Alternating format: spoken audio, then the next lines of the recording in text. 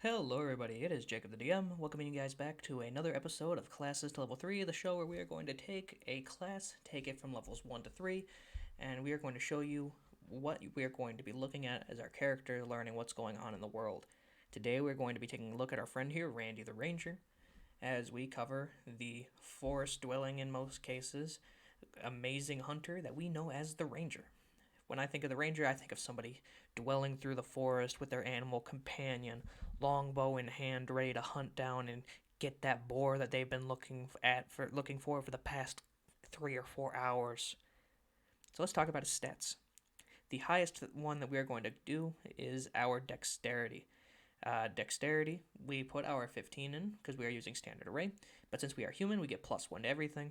So we put our 15, or in this case, 16 in dexterity, giving us a +3 in acrobatics, sleight of hand. We get a proficiency bonus in stealth because we get to pick 3. So we picked stealth, animal handling, and survival.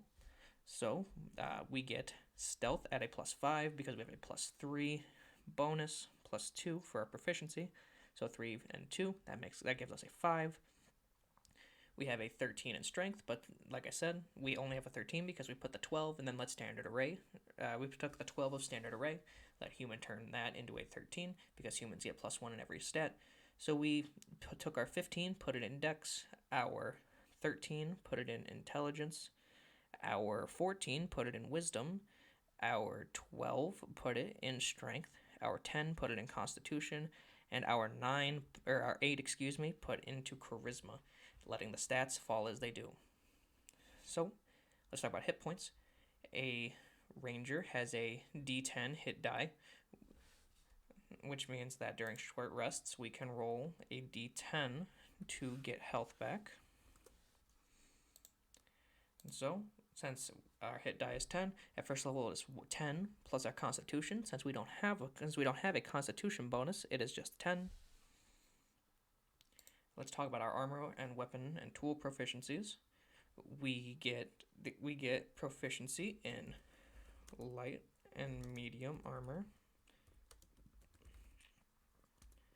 as well as shields. We also get simple and martial weapons. However, we don't get any tool proficiencies. So, let's take a look at our starting equipment. We get the option of either scale mail or leather. We are going to pick leather. Excuse me.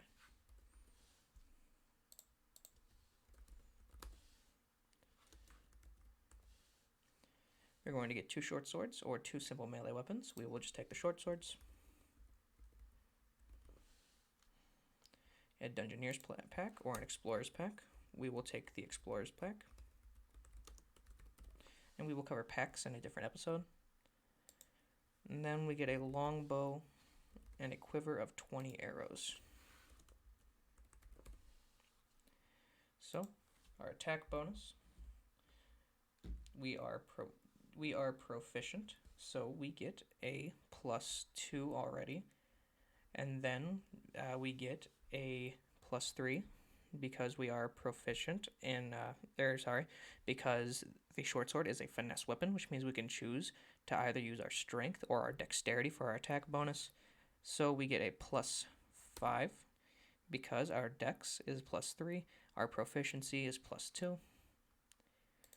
And then the short sword deals 1d6. And then again, it's finesse, so we can choose our dexterity to add to at the end for damage. So 1d6 +3. It is the same deal with the longbow, so we get +5. And then it is 1d8 +3.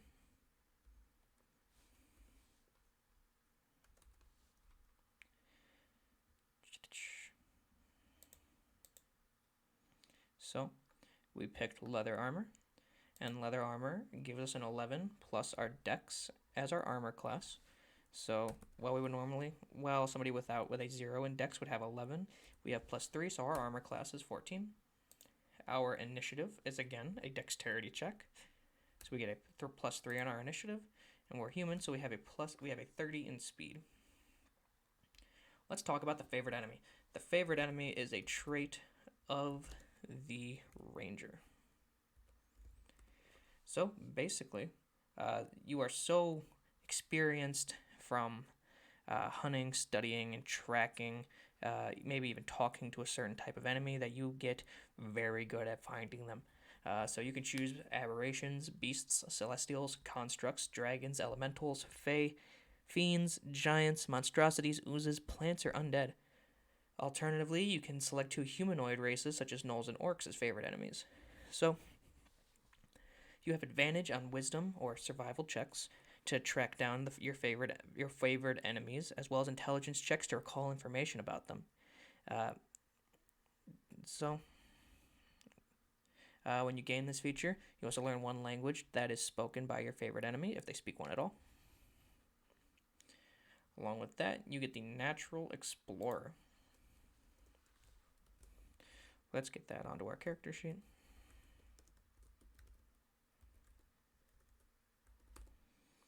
So we are familiar with a type of natural environment, and we're adept at traveling and surviving in it. So we get to choose between an Arctic terrain, coastal terrain, desert terrain, forest, grassland, mountain, swamp, or the Underdark. When we make intelligence or wisdom checks related to our favorite terrain, we get, if we are already proficient, it is doubled. If we are making an intelligence or wisdom check related to that terrain, your proficiency bonus is doubled if that is a skill that you are proficient in. Let's see. And when you're traveling for an hour or more in your favorite terrain, you gain the following benefits. The terrain does not slow you down. Your group can't become lost except by magical means. When you are engaged in another activity while traveling, you remain alert to danger. If you are traveling alone, you can move stealthily at a normal pace. When you forage, you find twice as much food as you normally would. When tracking other creatures, you also learn their exact number, their sizes, and how long ago they passed through the area. You choose additional favorite terrains at 6th and 10th level. Let's see. At 2nd level, you get a fighting style. So at 2nd level, you adopt a particular style of fighting as your specialty. We get to choose one of the following options. Let's see. So archery, you get a +2 bonus to attack rolls you make with ranged weapons. In this case, we are going to pick archery, but we will still talk about the others. So we get a +2 bonus to attack rolls made with a ranged weapon. So this goes from 5 to 7. Let's see. You can choose defense, which is while you're wearing armor, you get a +1 bonus to your armor class. Dueling, when you are wielding a melee weapon in one hand and no other weapons, you get a +2 bonus to damage rolls. And then two weapon fighting, which is dual wielding. When you engage in 2-weapon fighting, you can add your ability modifier to damage for the second attack. Let's talk about spellcasting. By the time you reach 2nd level, you have learned to use the magical essence of nature to cast spells just like a druid would. We're going to talk about spell casting and spells for all the classes in another video. Today we're just working on getting everything onto the paper. So spell slots. Our spell slots appear here. So we can see here that at 2nd level, we would know 2 spells, in this case 2 first level spells. And then when we get to level 3, we're going to learn 3. We're going to have 3 first level spells. Let's see. So here we go. You know 2 first level spells from your choice from the ranger spell list. And the spell, again, you get more as you level up. Let's see.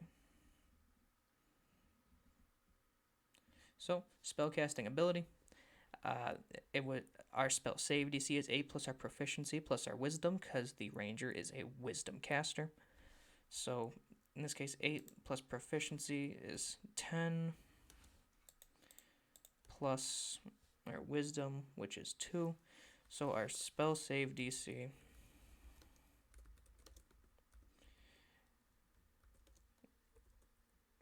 is 12. And that is the ranger from levels 1 to 3. Well, I guess levels 1 to 2.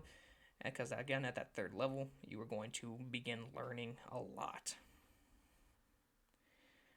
So Like I said, uh, I'm happy to be back. It's a huge weight off of my chest because I've been wanting to come back to this channel for a while. Next Friday, we are going to go a little bit fiendish, maybe a little bit devilish, as we're going to talk about the demonic spellcaster, the Warlock.